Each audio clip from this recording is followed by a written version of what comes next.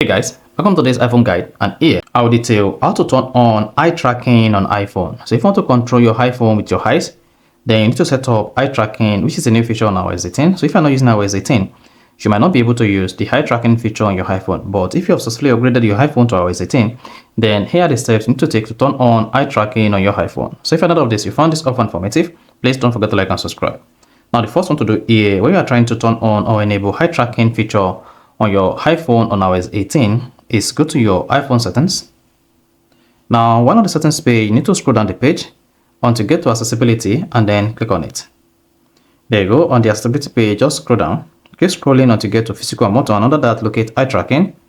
Then by default, the eye tracking is going to be turned off. Now to turn on the eye tracking, click on it.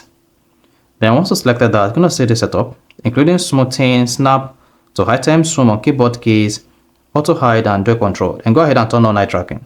Once you turn on eye tracking, you should follow the dot with your eyes as it moves. Then you're going to see this pop. Then focus on the dot as it moves. Okay?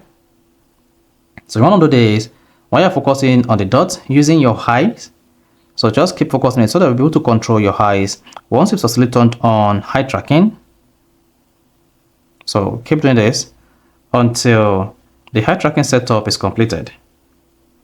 And mark you want to focus on the eye tracking so that you won't have problem controlling your phone with your eyes when you set up the eye tracking successfully. Just keep doing this. And once it's done, you should see the eye tracking come back to the center, and then you should see the check mark that you've successfully turned on eye tracking. Now you should see eye tracking turned on. You can now exit the page. Then when next you want to open any application on your iPhone using eye tracking, just focus on the application you want to open. Is that?